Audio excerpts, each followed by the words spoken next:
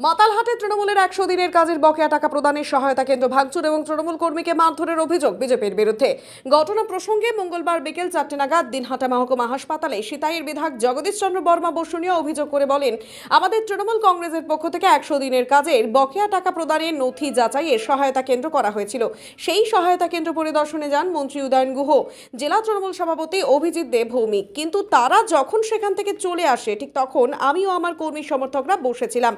হঠাৎ করে সেখানে বিজেপির জেলা সম্পাদক অজয় রায় এবং মাতালহাট গ্রাম পঞ্চায়েতের বিজেপির প্রধান মানব বর্মনের নেতৃত্বে সেই সহায়তা কেন্দ্র ভাঙচুর, গাড়ি ভাঙচুর, এমনকি সিতাই ২ নম্বর গ্রাম পঞ্চায়েতের কেশরীবাড়ি এলাকার মফিজুল মিয়া প্রামাণিক নামের এক তৃণমূল কর্মীকে মেরে পা ভেঙে দেওয়া হয়। তাকে প্রথমে দিনহাটা মহকুমা হাসপাতালে নিয়ে আসা হলেও অবস্থা গুরুতর হওয়ায় তাকে কোচবিহারে উন্নত চিকিৎসার জন্য রেফার করা হয়। তবে এই অভিযোগ ভিত্তিহীন বলে দাবি করেন জেলা বিজেপির সম্পাদক অজয় রায়। তিনি পাল্টা অভিযোগ করে বলেন, আমাদের বিজেপি কর্মীদের উদ্দেশ্যে ঢিল ছোড়া হয়, বাঁশ দিয়ে মারধর করা হয়।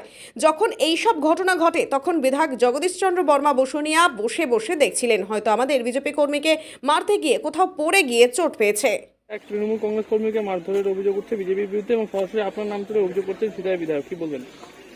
সম্পূর্ণ মিথ্যে অভিযোগ। কারণ আমি মাথাটা যখন গেলাম আমি তখন গিয়ে দেখি ওখানে ইতিমধ্যে আমাদের যারা ভারতীয় জনতা পার্টির যারা কার্যকর্তা ছিল তাদেরকে সেখানে ঢিল ছোড়া হয়েছে, সেখানে বন্দুক দিয়ে গুলি ছোড়া হয়েছে এবং বাঁশ দিয়ে অনেককে পেটানো হয়েছে, অনেকের মাথা ফেটেছে, কারো গায়ে লেগেছে। তো এরকম আমরা আমাদের কর্মীদের সাথে ইয়েতে হয়েছে, অন্যায়টা হয়েছে এবং আমরা দেখলাম অদ্ভুতভাবে সেখানে এমএলএ বসুনিয়া তিনি সেখানে নিজে উপস্থিত ছিলেন। এখন হয়তো আমাদের কর্মীকে মারতে গিয়ে হয়তো কোথাও পড়ে গিয়ে কারো হয়তো পায়ে লাগতে পারে তাদের, কিন্তু আমাদের কর্মী কোথাও কাউকে হাত দেয়নি।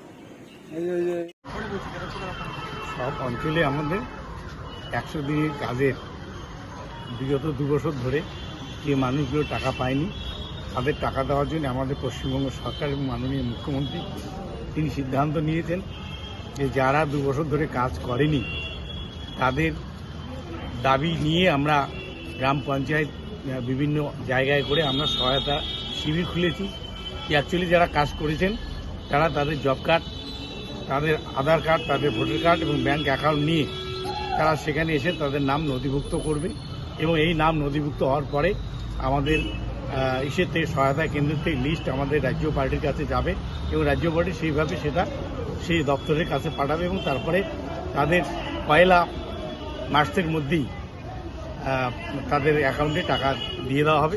এবং সেই মর্মে মাতালহাটে আমাদের ক্যাম্প বসে যখন সহায়তা শিবিরে লোকজন নাম নথিভুক্ত করতেছিল তখন বিজেপির লোকজন বুড়া অজয় রায়ের নেতৃত্বে বিজেপির লোকজন এবং সেখানকার প্রধান মানব বর্মন ওরা যৌথভাবে গিয়ে সেখানে আমাদের ক্যাম্প ভেঙে দেয় এবং ক্যাম্প ভেঙে দেওয়ার পরে যখন আমাদের কাছে খবর আসে তখন আমি এবং আমার কয়েকজন সাথী নিয়ে আমি সেখানে যাই এবং আমার সঙ্গে মন্ত্রী উদয়ন গুহ ছিলেন এবং আমার সঙ্গে অভিজিৎ দেব ভৌমিক জেলা সভাধিপতি ছিলেন। ওরা যখন ওখান থেকে চলে আসে আমরা যখন ওখানে বসে থাকি সেই অবস্থায় আবার অজয় রায় পুনরায় আবার লোকজন নিয়ে যেয়ে আমাদের উপর আক্রমণ করে এবং আমাদের একটা গাড়ি ভাঙচুর করে, আমাদের এই মফিজুল মিয়া প্রামাণিককে লাঠি দিয়ে পেটায় এবং সেই লাঠির আঘাতে তার পায়ের যেটাকে বলে মালাই চাকি যেটাকে বলে সেই মালাই চাকি সরে যায় এবং তার যে ভেইন সেটা ছিঁড়ে যায়।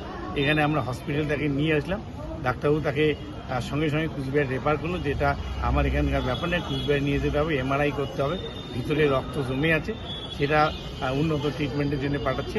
আমরা সেখানে কুচবিহার পাঠালাম এবং আমরা আজকে এটা ধিক্কার জানাই বিজেপিকে, যারা ২ বছর ধরে ১০০ দিনের মাটি কাটার টাকা মানুষকে দিতে পারেনি। এখন পশ্চিমবঙ্গের সরকার সে তার নিজস্ব তহবিল থেকে সেই টাকা দেওয়ার জন্য যখন প্রস্তুতি নিচ্ছে তখন সেই সহায়তা ক্যাম্প তারা ভেঙে দিয়ে মানুষের সামনে কি মেসেজ দিতে চায় যে তারা রাজ্য সরকার যে টাকা দিচ্ছে সেই টাকাও মানুষকে নিতে দেবে না, তার একটা ব্যবস্থা তারা করছে। তার জন্য আজকে ভেটাগুড়িতে এই ঘটনা গতকালকে হয়েছে, আজকে মাতালহাটে এই ঘটনা হলো। আমরা ধিক্কার জানাই, এর বিরুদ্ধে আমরা থানায় এফআইআর করবো এবং পুলিশকে বলবো যথাযথ ব্যবস্থা।